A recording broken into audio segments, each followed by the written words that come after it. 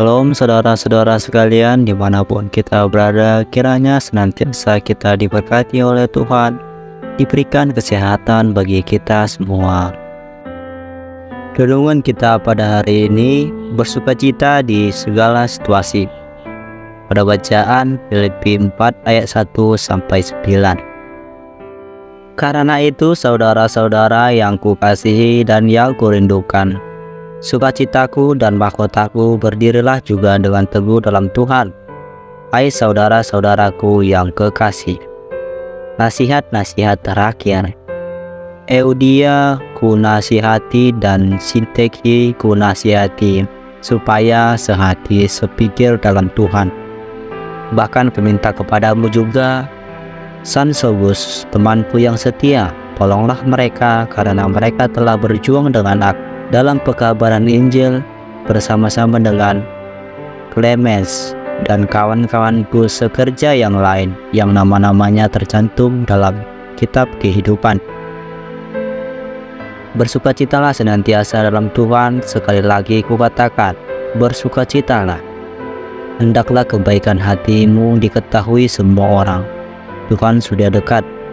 Janganlah hendaknya kamu khawatir tentang apapun juga, tetapi nyatakanlah dalam segala hal keinginanmu kepada Allah dalam doa dan permohonan dengan ucapan syukur. Damai sejahtera Allah yang melampaui segala akal akan memelihara hati dan pikiranmu dalam Kristus Yesus. Jadi akhirnya saudara-saudara, semua yang benar, semua yang mulia, semua yang adil, semua yang suci, semua yang manis, semua yang sedap didengar, semua yang disebut kebajikan dan patut dipuji, pikirkanlah semuanya itu.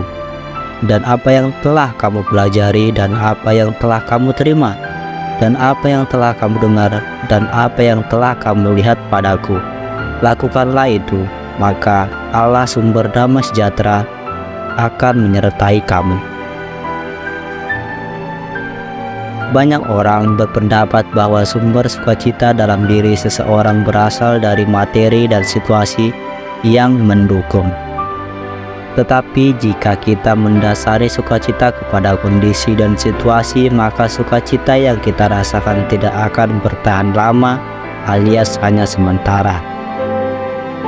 Berbeda sekali jika kita menjadikan Tuhan sebagai sumber sukacita, di mana sukacita yang kita rasakan akan bersifat permanen, karena sukacita dari Tuhan adalah sukacita di segala situasi, tidak dipengaruhi keadaan, tapi dikerjakan oleh Roh Kudus yang bekerja dalam hati kita.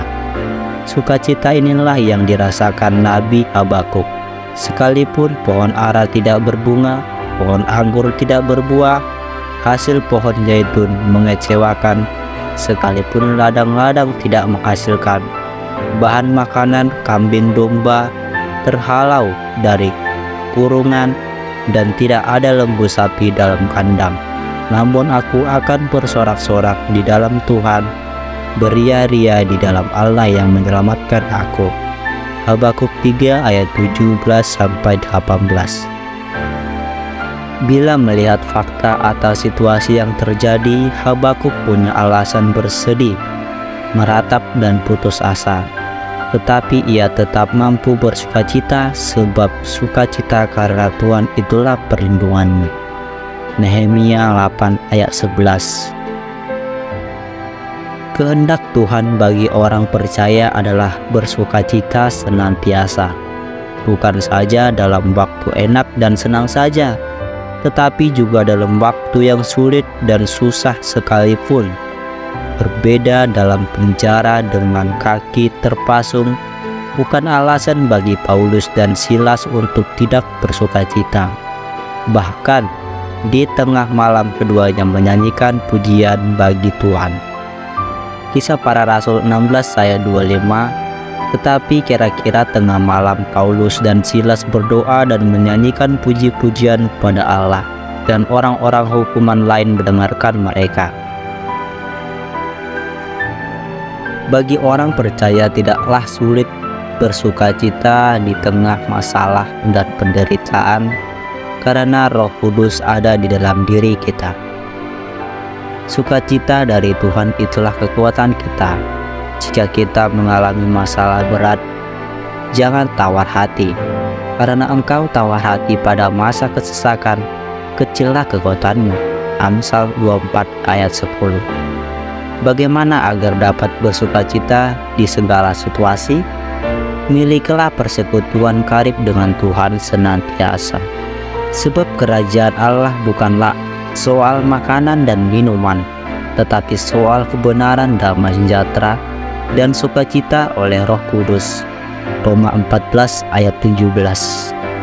Ketika kita mampu bersukacita di segala situasi apapun itu, kita akan menjadi kesaksian yang baik bagi orang-orang sekitar kita.